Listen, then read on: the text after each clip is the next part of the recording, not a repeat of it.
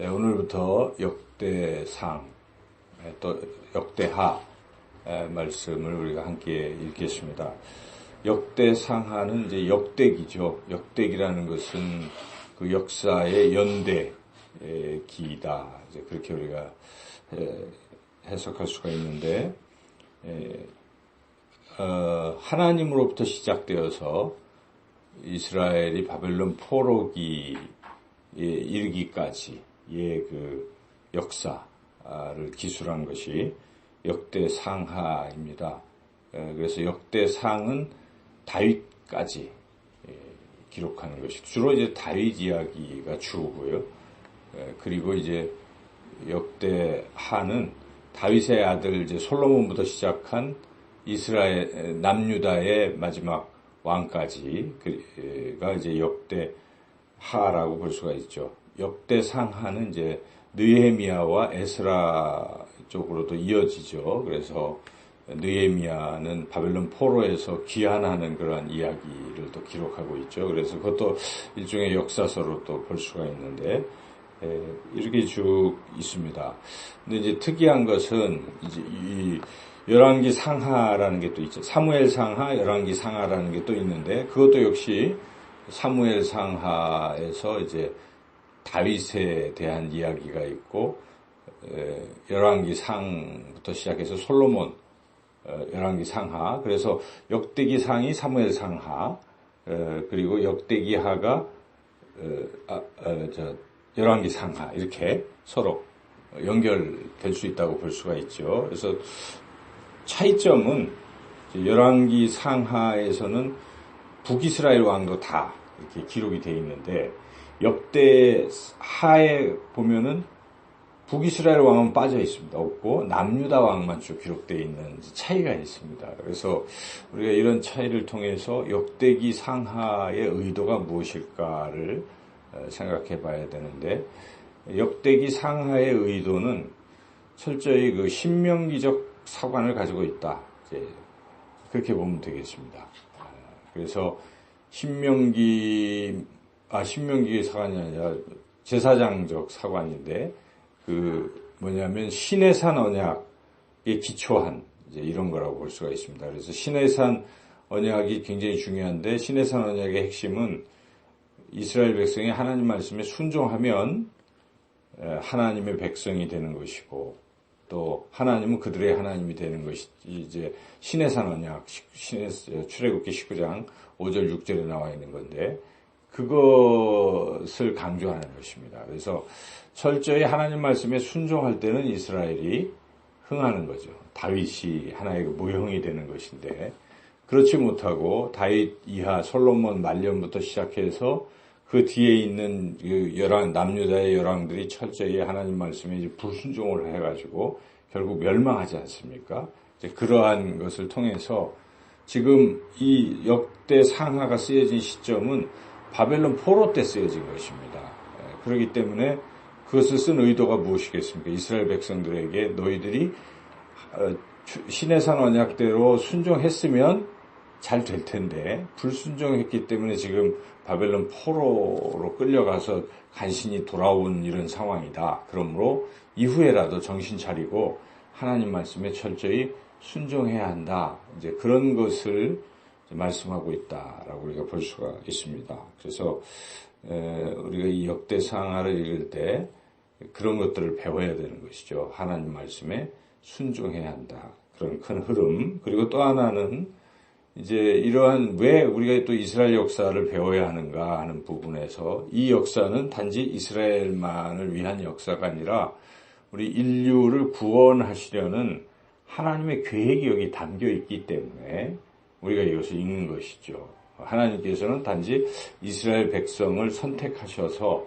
그들을 통해서 온 인류를 구원하시려는 이제 그런 계획을 가지시고 그것을 실행에 옮기시는데, 이제 그런 과정들을 우리가 또 이걸 통해서 볼 수가 있는 것이죠. 그래서 그런 관점에서 우리가 이제 말씀을 쭉 이해를 해야 되겠고, 오늘 읽었던 역대상 1장, 여기서부터 역대상 9장까지는 그냥 족보가 나오는 것입니다. 그래서 좀 지루하죠. 사람 이름도 우리가 다 생소한 사람들이죠. 대부분 처음 듣는 사람들이 많죠.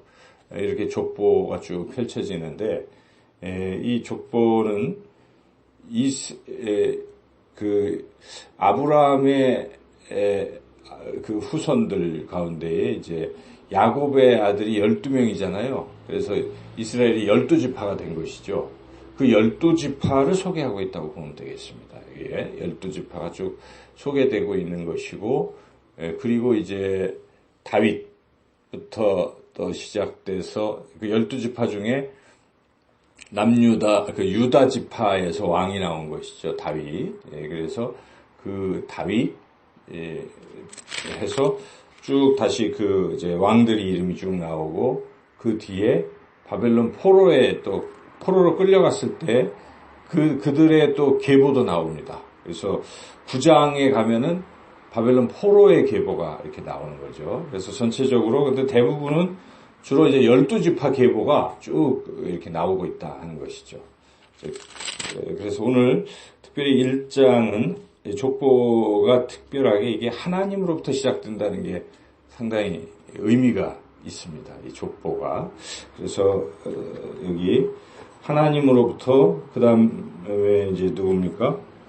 여기 이제 그 아담부터 시작되는 것이니까 이게 하나님께서 아담을 이제 창조하시고 그 아담부터 인류의 시조부터 이렇게 시작이 되잖아요.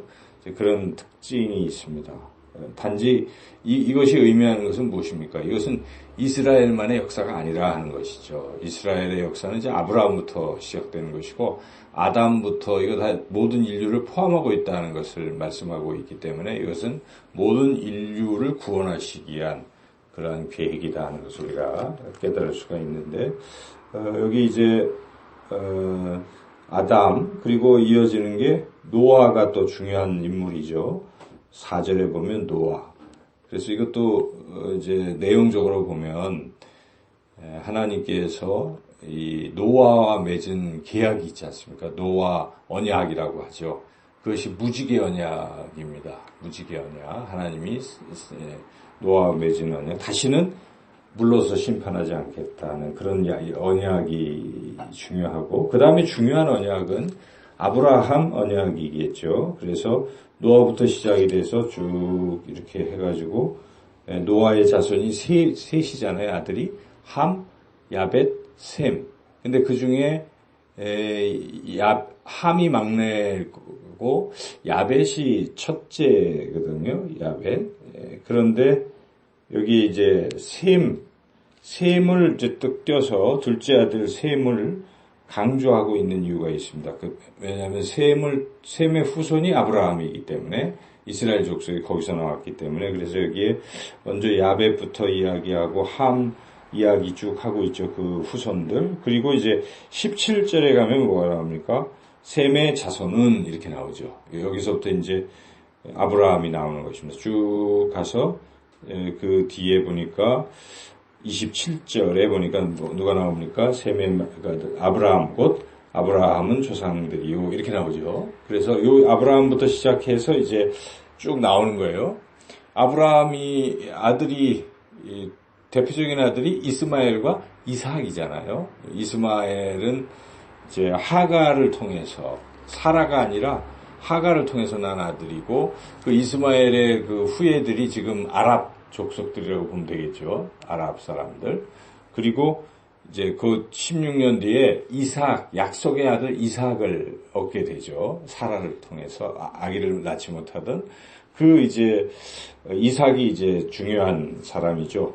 그래서 이삭의 후손들, 그 이삭, 야곱이 그 아들이고 야곱의 12아들 12지파가 그렇게 생기는 것인데 먼저 오늘 1장에서는 그러한 이제 그 방계 자식들이라고 볼 수 있어요. 아브라함의 방계 자식들이 그 이스마엘이 있고 또 아브라함은 그드라와 결혼해서 또 이렇게 자식을 낳았는데 대표적인 족속이 이제 미디안이 거기서 나온 것이죠. 그래서 이게 다 한 뿌리예요. 중동 사람들은 아브라함의 후손들이라고 볼 수가 있는데 이스마엘의 후손이냐 이삭의 후손이냐 또는 그드라의 후손이냐, 그쪽의 자손이냐, 이제 이런 것들인데. 그래서 먼저 그런 게 나오고, 그 다음에 이제 이삭의 아들도 쌍둥이였죠. 이스라엘과, 그러니까 야곱과 에서 둘이 있었잖아요. 쌍둥이 아들. 먼저 이삭의 아들 중에 에서를 또 소개하고 있습니다. 에서 35절부터 에서의 아들들이 이러했다 하고, 그 에서가 다스린 땅이 이제 에돔 땅인데, 거기서 대표적인 왕들이 누가 있었다 하는 것이 이제 끝까지 쭉 이렇게 나오고 있죠. 그래서 여기까지가 이제 1장에서 아브라함의 여러 방계 아들들의 족보까지 나오고, 본격적으로 이제 다음 장인 2장부터는 아까 말씀드린 이스라엘의 12아들들의 이제 지파가 쭉 나오는 것이죠. 가장 근데 첫째 르우벤인데 르우벤부터 안 나와요. 특별히 이제 유다 지파가 바로 다윗, 예수님 나오는 그런 족보이기 때문에 그것을 이제 순서상 중요한 걸 앞에다 이렇게 두고 있는데, 오늘 말씀만 가지고 우리가 생각해 본다면 1장, 역대상 1장을 통해서 우리가 깨달아야 될 가장 중요한 사실은 이 하나님께서 모든 인류를 구원하시려고 이런 계획을 세우시고 이렇게 쭉 실행하고 계시다 하는 그런 사실을 우리가 첫째 기억함으로써 하나님은 우리를 구원하실 계획을 이미 가지고 계셨고, 창세기 3장 15절에 가지고 계셨고, 그것을 이스라엘을 택해서 그 일을 이루고 계시다 하는 것에서 우리가 하나님의 그 계획을 항상 믿고, 우리 인생에서도 우리가 뭘 하는 것 같지만 다 하나님께서 그 일을 지도하신다, 하나님이 계획하시고 준비하신다는 것을 믿고 하나님을 더욱 의지하는 그런 우리의 삶이 되어야 하겠습니다. 그 외에 오늘 말씀을 통해서 또 깨달을 수 있는 것은 이스라엘도 이제 하나님의 그런 계획에 충실히 이제 잘 따르고 순종해야 된다 하는 이제 그런 것이죠. 여기 족보에 뭐 두드러지게 나타나는 것은 아니지만은 이렇게 쭉 이어가면서 인간도 책임이 있습니다. 내가 특별히 선택된, 하나님의 선택된, 그래서 인류를 구원하는 어떤 그런 도구로 선택되었다면 거기에 충실해야 되는 것이죠. 즉 하나님의 시내산 언약을 통한 그런 하나님 말씀에 잘 순종해서 하나님의 뜻을 이루어 드리는 것이 올바른 것인데, 이 역사는 그렇지 못한 것이죠. 이스라엘은. 그래서 우리 또 인간의 입장에서는 철저히 또 순종해야 한다는 것도 우리가 더불어서 또 깨닫게 됩니다. 앞으로 계속해서 이제 그 비슷한 관련되는 그런 은혜들을 우리가 나누도록 하겠습니다. 기도드리겠습니다.